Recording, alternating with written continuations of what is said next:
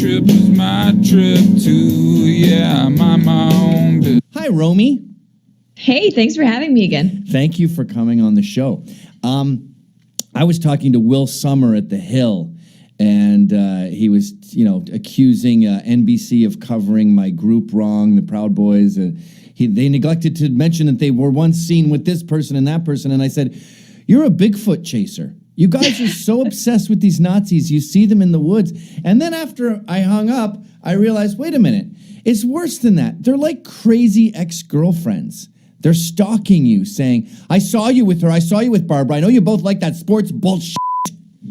Pretty much. Well, I'm not sure if you know who Right Wing Watch is, but they released sort of a hit piece, and we're listing people like Brittany Pettibone as these right wing extremists, and then also listing people like me, Sargon, and Sven Malnu as accomplices of the alt-right, and then listing just everything everyone's done, interviewed, spoken about, not actually listing what any of these people believe, whether they actually are alt-right and white nationalists, just kind of like connections that they've had. Yes. Yeah, it's bizarre. And then you say, well, why don't you ask the person, hey, roaming millennial, are you a white nationalist? No, I'm not even white. Well, I don't believe you. And then you say, why would she lie? What's her motive to lie? Right, and if you actually look at figures like Richard Spencer, they're super open about it. Yes. It's not like they're hiding it. They're secret alt-right people. No, but it's so much easier to just be like, oh, so, you've been on Red Ice TV, or they mentioned you one time, so therefore, obviously, you must be at least in cahoots with them in some way, as opposed to just actually listening to what you're saying, because that takes so much longer, it's easier this way. It's guilt by association, and it's a logical fallacy you learn about in high school. Yeah. All dogs are mammals. All cats are mammals. All dogs are not cats. Just that's an even clearer guilt by association is simply you were seen with that person. Ergo, you're responsible for everything. I remember Patton Oswalt was in a photo where a cartoonist had drawn that archetypal anti-Semitic cartoon with the Shekels guy. He's in the photo with the guy who originally drew that. Therefore, Patton Oswalt is a Nazi. And you go, now, what kind of America do you want where we're responsible for every person in every photo we're in? Right, and it's not just that he was in the photo with him, though. It's that he was in the photo and didn't punch the other guy in the face as a Nazi, which is clearly what we're supposed to do when we're in those situations. I interviewed Richard Spencer, was it this year or last year? I can't remember. It might have been earlier this year. And since then, I've had people accusing me of being alt-right, a white nationalist. Most of the people didn't even watch the interview. And I know that for a fact because toward the end, I made what was a questionably edgy joke and no one's brought it up, which I feel like if they had heard it, these people would definitely be bringing it up, and they haven't. So I know they didn't watch it. I've been accused of dog whistling and stuff like that when I talk about things like individual liberty, which is apparently code for white supremacy. Now, let's explain dog whistles to the baby boomers.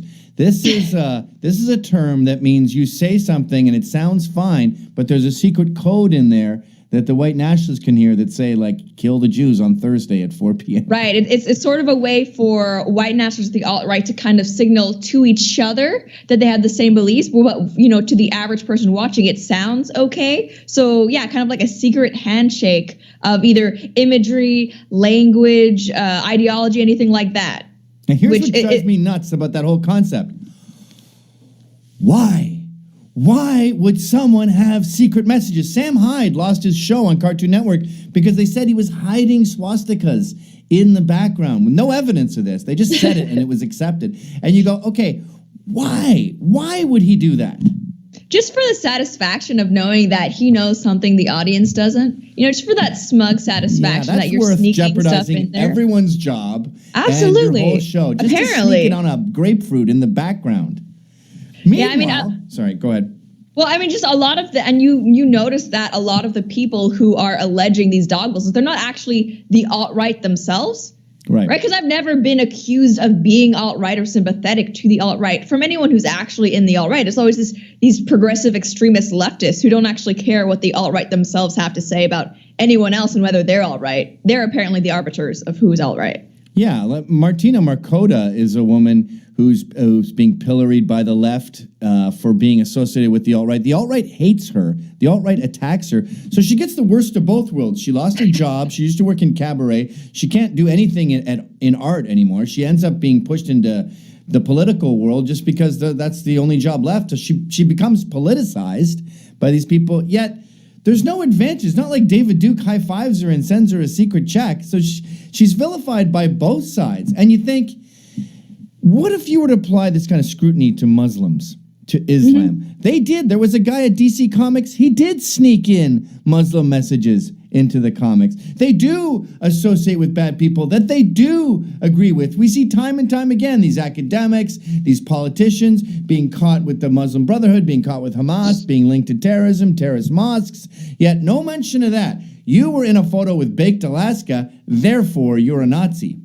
Absolutely. I mean, and you even have people like Linda Sarsour, who is this feminist icon, on tape saying, anti-Semitic, anti-Zionist things. No one talks about it, but because, I don't know, someone like Bannon knew this guy or posted this whatever, and that's somehow not. But a leftist can actively express things that are either racist or sexist, homophobic, anti-Semitic, and they won't say anything. It's crazy, and I feel like a lot of these activists who complain about dog whistling, they complain more about those who allegedly dog whistle than the people who are outright and outspokenly alt-right, right? Yes. These people complain way more about people like, I don't know, let's say you, for example, than they actually do Richard Spencer. I know. I don't understand that. I got plenty of guys. There's plenty of white nationalists out there that would love to There's talk no to you. shortage. And there's plenty of, if you want to get into sexism and homophobia, there's plenty of Muslims, devout, spiritual Muslims, that would love to explain to you why gays are going to hell, why gays are evil, yet they're just consumed with white people. They're crazy ex-girlfriends. They're stalkers. Mm-hmm. Well, it's more interesting for them this way, if nothing else, I guess. I am perpetually confused by it, and it seems to know no bounds. I mean, with Steve Bannon, it's books. They don't like that he likes a book that apparently white nationalists like. And I used to compare them to Islam and say they're insatiable. Islam isn't satisfied with a burqa. They want you to wear the burqa correctly or whatever. But we've gone beyond that. They're no longer just as bad as Islam. They're way worse now. They are lunatics, obsessive, myopic ex-girlfriends. Well, I mean, it's kind of bad now because not only are they trying to pull in these political commentators or political figures, we actually now have people like Taylor Swift getting accused of being sympathetic to the alt-right or a white supremacist herself. And it's like, really? Taylor Swift, really? She's the what you've chosen to identify as a secret agent of white nationalism? Why? What's Taylor's agenda? Like, she gets them in, and then once they're in the room, she locks the door, releases a gas, and then goes, "Be a Nazi," and they go, "I'm a Nazi." I mean, that's what they say. I was told I went to NYU to recruit people, and I go, why would I go to NYU to recruit Nazis? That's the last place you're going to find any. It's bad business. Yeah, not a lot of Nazis, I would say, in upper middle class New York society. But okay, last point on this. The milk, Pepe the Frog, the left goes, those are symbols. See, Nazis like them. Pepe the Frog is listed as a hate symbol. And then you go, no, this means okay. And they go, oh yeah, why do Nazis use it? You know that it does no longer means just this. You know what this means? It's a parody of you, dummy. It's a parody of how obsessed you are with everything. They just throw a dart in the grocery store, hit milk, and go, let's make milk a thing. Watch this. I can make them freak out about milk. Milk, milk. And then they go, milk, milk. It's right, and they don't understand. They don't understand that we're all laughing at them. It's like with the whole Kekistani flag. I had this one person there. She's just a random progressive blogger who has a beef with me for some reason. And she was going like, oh, all your supporters are Nazi sympathizers. Look at this green flag. It's clearly reminiscent of Nazi ideology. She has a bunch of screenshots comparing the two. It's like, look how similar they are. And it's like, yeah, that's the joke. Congratulations. Yes. Yes. That's the point of parody, is that they're similar. Good, yeah. That's exactly what it was designed to do. Make you crazy, you dummy. You're walking into the trap. I kind of feel bad for them. I mean, it must be hard just navigating life as these people and their basic, very low understanding of how things work. It's mentally ill. And I think what we have to do is just say, I'm not racist once, make it clear, bookmark that, and then when they scream it, just send them there rather than fall into their trap and end up defending yourself, constantly repeating the same thing again and again and again like Saul Alinsky wants you to. Yeah, absolutely. Thanks, Roaming. Thanks. Proud of myself.